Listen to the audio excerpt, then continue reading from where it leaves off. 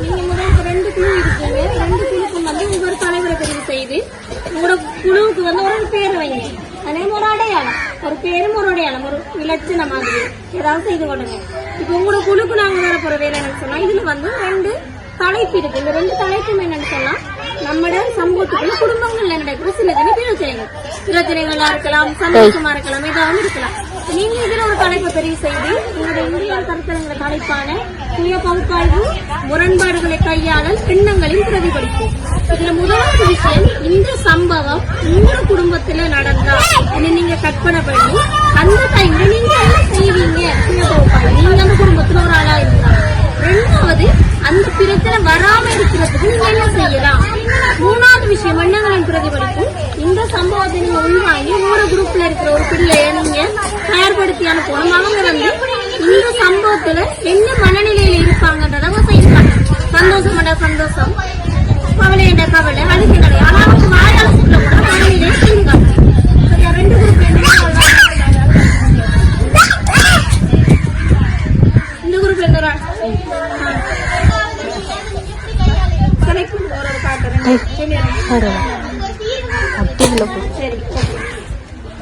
ஒரு குரூப்புக்கும் பிள்ளையின் பிறந்த நாளுக்கு கணவன் பணம் கொடுக்காமை.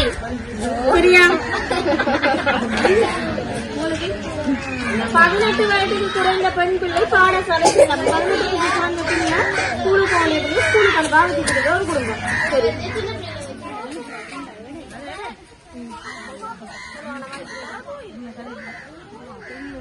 சித்திரை வருட பிறப்பு அன்று வீட்டில் கணவன் மனைவி சண்டை. சித்திரை வருஷம் பிறக்கிறது, உங்களோட வீட்டுல இருக்கிற உங்களுக்கும் உங்களோட ஹஸ்பண்டுக்கும் இடையில சண்டை. இந்த சம்பவத்துல சுய பகுப்பாய்வு, நீங்க என்ன செய்வீங்க? அந்த சம்பவத்துக்கு டைம்ல உங்களுக்கு நீங்க என்ன செய்வீங்க? அந்த குணப்பாட தீர்க்கிறதுக்கு நீங்க என்ன செய்வீங்க? உங்களோட கையாள முறை.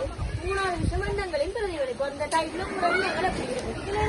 தலைப்பு நீங்க தெரிவு செய்யணும். அந்த தலைப்பு சம்பவமா இருக்கும், ஒரு குடும்பத்துல நடக்கிற சம்பவமா இருக்கும். அந்த இதுல நம்மட தலைப்பு சுய பகுப்பாய்வு, முரண்பாடுகளை கையாளல், எண்ணங்களின் பிரதிபலிப்பு. 3 நம்ம 3 தலைப்பையும் உள்வாங்கி முதலாவது சுய பகுப்பாய்வு, அந்த சம்பவம் நடக்கிற நேரம் நீங்க என்ன செய்வீங்க? உங்களோட இது சந்தர்ப்ப டைம்ல. 2வது வந்து நீங்க அந்த முரண்பாடை தவிர்க்கணும். இன்னொரு முறை நடக்காம தவிர்க்கணும். இது என்ன செய்யலாம்? 3வது விஷயம், எண்ணங்களின் பிரதிபலிப்பு. அது நடக்கிறதுல உங்க எண்ணம் எப்படி இருக்கும், உங்களோட மனநிலை எப்படி இருக்கும்? அந்த 3வது விஷயத்தை மட்டும் உங்களோட குரூப்ல இருந்து யாராவது வந்து செய்து காட்டணும். சந்தோஷம் என்ன சந்தோஷம், கவலை என்ன கவலை. செலக்ட் பண்ணுங்க.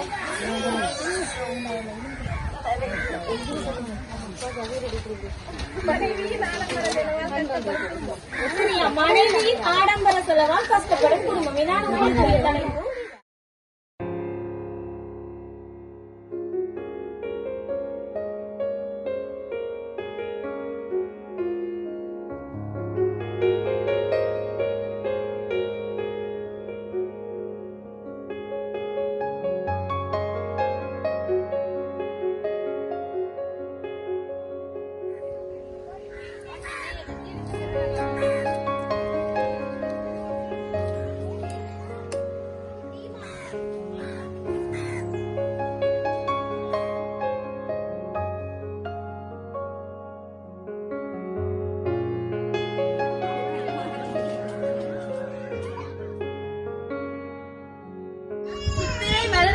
அன்று வீட்டில் கணவன் மனைவி சண்டை.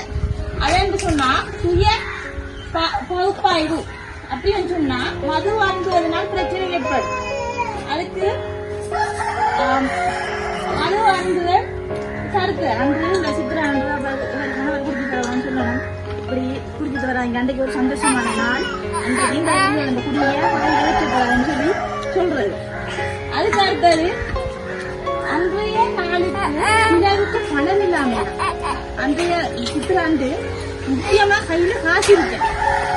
என்னண்டா இப்ப தன்னோட மனைவியோட புள்ளியோட இருக்காம நண்பர்களோட சேர்ந்து கூடி கூச்சி திரிகள். குழந்தைகளுக்கு புதிய ஆடைகள் எடுக்காம, அப்ப பிள்ளைகளுக்கு உடுப்பும் கட்டாயமா பிள்ளைகளுக்கு வேணும். அப்ப அந்த உடுப்பு எடுக்காம சண்டை வரும். இனிப்பு பண்டங்கள் செய்யாமனால சண்டை வருது. என்னடா பிள்ளைகளுக்கு நம்ம கட்டாயமா ஏதாவது ஒரு சாப்பாடு செஞ்சியா அனுப்பிட்டு பிள்ளைகளுக்கு ஆடை மூத்து கேட்பா அணிகலங்கள் வாங்குவதற்கு காசு இல்லாம இப்ப ஒரு புள்ள வந்து அம்மா அவள் அந்த கிளிப்பு போட்டு போறாள்மா, எனக்கும் அதை வாங்கி கொடுத்தாம்மா. அந்த பாட்டா போட்டு போறாள்மா, எனக்கும் அதை வாங்கிட்டான். அப்ப நான் சொன்னேன், என்கிட்ட காசு இல்லம்மா, அப்பா காசு எடுத்தானம்மா, நான் வாங்கி தான் இருக்கணும். முரண்பாடுகளை கையாளுதல்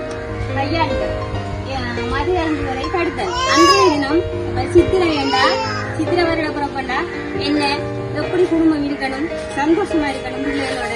கணவர் அன்றைய தினம் குடிக்க விடாம அன்பா அவற்றை சொல்லணும், குடிக்காதீங்க, குடிக்கிறதால குடிக்கிறச்சனை வரும் பண்ணி அவர்கிட்ட அன்பா சொன்ன அவரு கேட்பாரு. அதை தடுத்து கொஞ்சம் நிறுத்தி வைக்கணும். கணவர் உழைச்சி வர பணத்துல மனைவி கட்டாயம் ஒரு சேமிப்பு, கணவருக்கு தெரியாமலோ தெரிஞ்சோ சேமிச்சு வரணும். சேமிச்சு வந்தா பிரச்சனை அன்றைய தினம் வராம தடுக்கலாம். பண்ணி நண்பர்களுடன் கணவர் பிரிவதால பிரச்சனை சொல்லிருக்கு. அது தெரியலா கணவரை அன்றைய தினம் நண்பருடன் பிரிய விடாமல் பிள்ளைகளை கூட்டிட்டு சந்தோஷமா இருங்க குடும்பத்தோட. மனைவி பிள்ளைகள் குடும்பத்தை கூட்டி உறவினர் வீட்டுக்கு சென்றுவாங்க.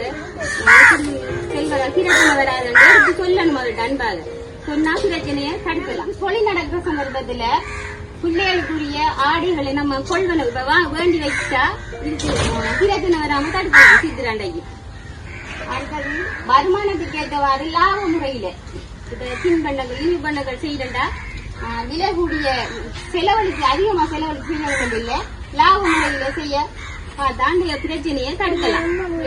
குழந்தைகளின் கட்டாயமாக ஒரு சிறு சேமிப்பு பழக்கத்தினை ஏற்படுத்த பழகணும் குடும்பத்துல.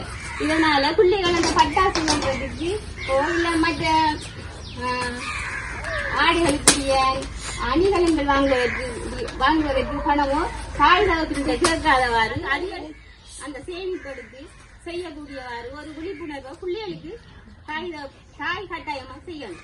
செய்யறதால இந்த பிரச்சனையை தடுக்கலாம். அடுத்தது நம்மளோட குடும்ப நிலைமையை பிள்ளைகளுக்கு எடுத்து சொல்லணும் கட்டாயமா.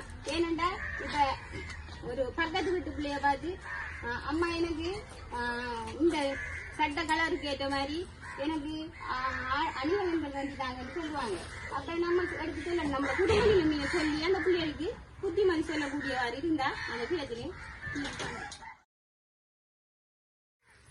எங்களுடைய தலைப்பு மனைவியின் ஆடம்பர செலவால் கஷ்டப்படும் குடும்பம். இப்போ இந்த ஆடம்பர செலவுன்னு சொல்றது கணவன் உழைப்பு வர உழைப்ப மனைவியை சிக்கனமா கையாளுறாங்களோ அதன் மூலம் வீட்டுல சிறு சேமிப்பு நடக்கும், பிள்ளைகள் சந்தோஷமா இருக்கும், கணவன் இடையில அவருக்கு மன திருப்தி கிடைக்கும். நம்மட கொண்டாட்டி நம்ம உழைச்சு வர பணத்தை வச்சு நம்மட குடும்பத்தை இன்னும் மேம்படுத்தி கொண்டு போறாள்.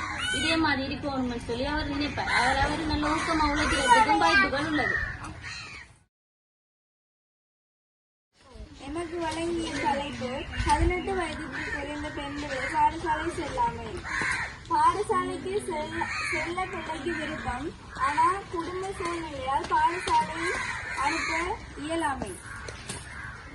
இதனால பிள்ளைக்கு என்ன நடக்குதுன்னா இள வயதுல திருமணம், தந்தை மது அருந்துவேன், அடுத்த சாப்பாட்டு கஷ்டம், அப்ப வேலைக்கு போவாங்க சாப்பாடு, பாடசாலை உபகரணங்கள் இல்லாமல், அப்ப திருமண வாழ்க்கை சீர்குலைஞ்சு போகும். அந்த பிள்ளைக்கு நினைச்ச வாழ்க்கை வராது.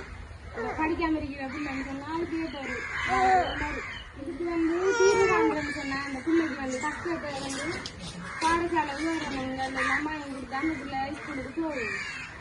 அதுக்கு சண்டை மது மருந்து நிப்பாட்டல், வீட்டு நிலைமை எல்லாம் யோசிக்கணும். இந்த தீர்வு எல்லாம் கண்டா பிள்ளை பாடசாலைக்கு போகும், நல்ல வேலையை நடக்கும், முறையான திருமணமும் நடக்கும். இது நடந்த அந்த பிள்ளை சந்தோஷமா இருக்கும். பிள்ளையின் பிறந்த நாளுக்கு கணவன் பணம் கொடுக்காமை. சுய பகுப்பாய்வு எனது மனதில் மிகவும் கவலை ஏற்பட்டது. இதனால் கணவன் மீது கோபமும் வெறுப்பும் உண்டாகியது.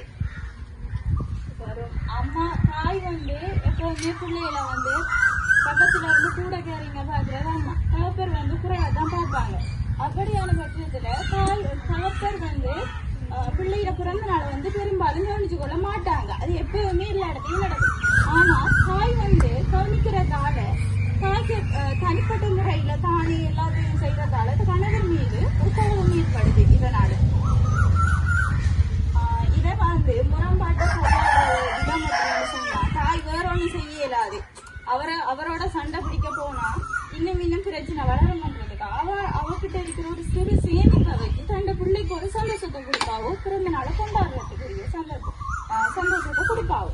இதனால வந்து பிள்ளைக்கு வந்து நிறைய கவலை ஏற்படுது. தாய் வந்து அம்மா வந்து தனியா கஷ்டப்படுறாவோ, இந்த அப்பா வந்து இதை கவனிச்சு கொள்றாரு இல்ல. இதனால அவன் என்ன செய்யறாவோ, கணவருக்கு இடையில இருக்கிற முரண்பாட்டையும் தவிர்த்து அவட சிறு சேமிப்பால பிள்ளைக்கு ஒரு சந்தோஷத்தை கொடுத்து அவங்களோட குடும்பத்துக்குள்ள ஏற்படக்கூடிய பிரச்சனையை வந்து குறைச்சி கொள்றாவோ. இதால பிள்ளைக்கு வந்து இதனால மனக்கவலை தந்தையால ஏற்படும், தாயால ஒரு சந்தோஷம் கிடைக்கும்.